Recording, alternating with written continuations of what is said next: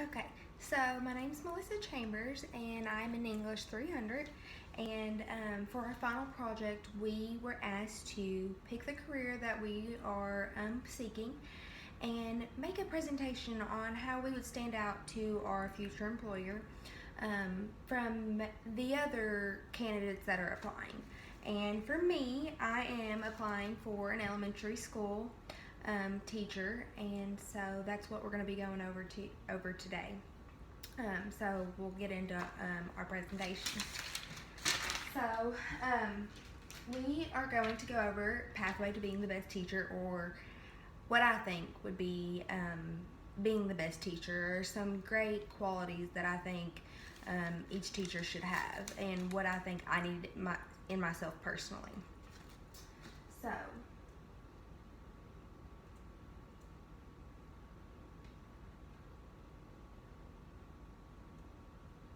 So, we're going to go over just a general overview of everything that I'm going to talk about today. So, the importances that I find in being a teacher is passion, motivation, lesson preparation, and classroom management. So, we'll go over in detail why I think those are important throughout this presentation. So,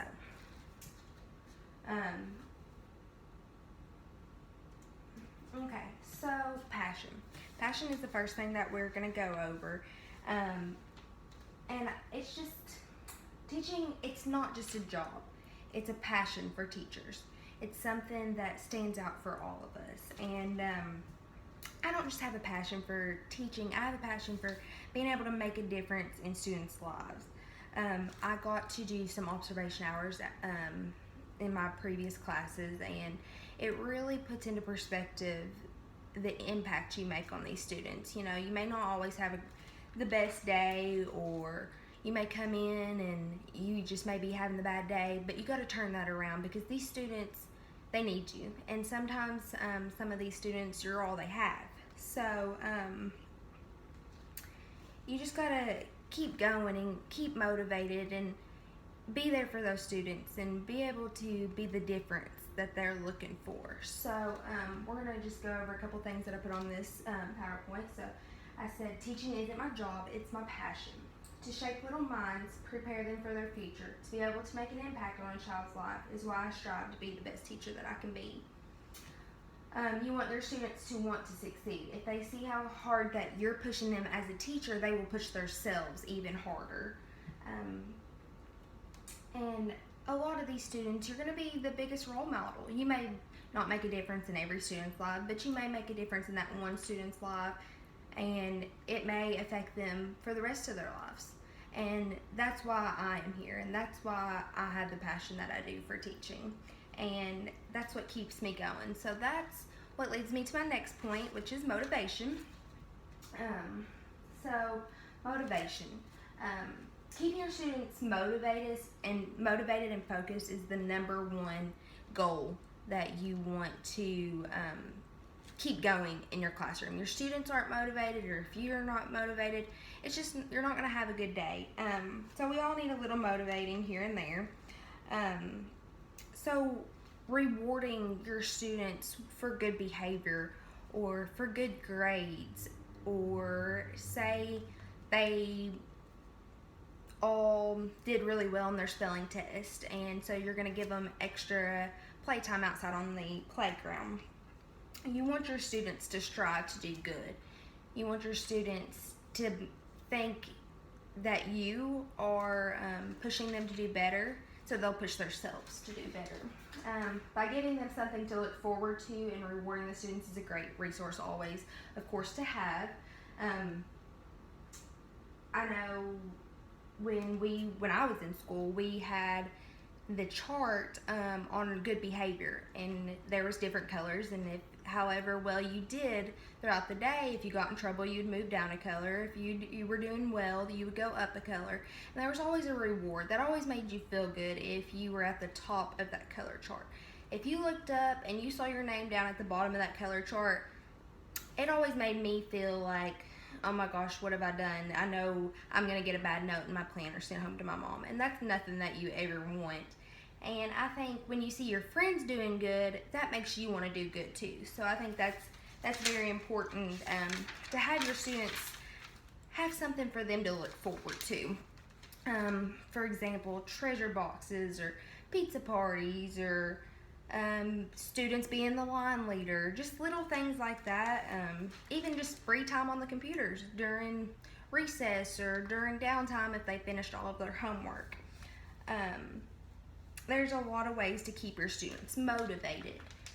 And so that's what leads me into my next point, which is going to be lesson preparation, which is probably the biggest thing that is so important to have in a classroom, is being prepared. Be prepared. Prepared will only benefit you in the long run. Being organized is the best way to even motivate yourself. You know, you want your students to be motivated, but you've got to have motivation back there for yourself. You've got to have a backbone somewhere. So if you are prepared with your lessons, you'll always have something to fall back on. Say, for example, one day you wake up and you're sick, or your child's sick, or you have a family emergency, and you're gonna have to call in a sub. Well, if you aren't prepared and you don't have that lesson planned, then that sub's going in there empty-handed and it's just gonna wing it. And 9 times out of 10, you're probably gonna get a bad report from your students. And you don't want that. I mean, it makes it hard. And you know, it makes it not only hard on you when you come back, it makes it hard on that sub. And then that just makes you not look like that A+ teacher that you are hoping to be. Another example that we talked about was, maybe you are just going on about your day and your principal pops in and decides, hey, I'm gonna sit in and watch your lesson for the day and see what's going on in your classroom, check up on you. If you don't have your lesson planned, you're gonna be scattered. You're gonna be freaking out. You're gonna be nervous. You're gonna be sweating like I kind of am right now. It's kind of funny because I can talk to all these little kids, but when I have to get up in front of somebody my own age, whew, makes me crazy. But like I said, if you're not prepared, then you're gonna be scattered. You're gonna be scattered, and it's gonna be obvious, not only to yourself, to your principal that's watching you, to your students, and they won't behave like you would expect them to. If they can tell you're scattered, they're gonna be scattered as well. So you want to be prepared always. So you just always want something to fall back on so your classroom will move smoothly. So that takes me into my next point, which is classroom management. And running a classroom is not always the easiest when you have 25 kids and one of you. So we're going to go into classroom management.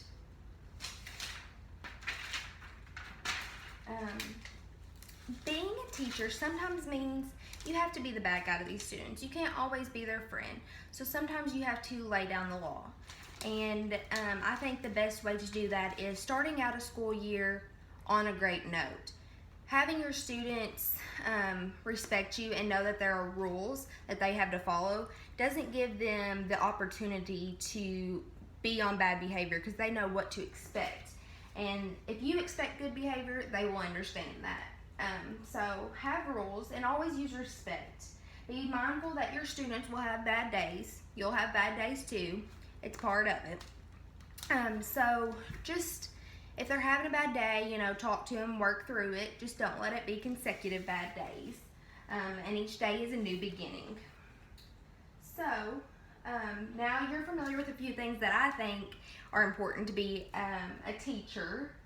But however, there's far, far more things to teaching small minds than just what I've went over. And that leads me to a quote that I really want to go over and that I live by, which is, the mediocre teacher tells, the good teacher explains, and the superior teacher demonstrates, but the great teacher inspires. and that's by William Ward. And that's what I truly want to be, is an inspiration to my students. I not only want to teach them, but I want to inspire them. So that is all I had today. So if you all have any questions, we can go over that. And the end of my PowerPoint is just questions and just the sources that I had. So if you have any questions, feel free. Thanks.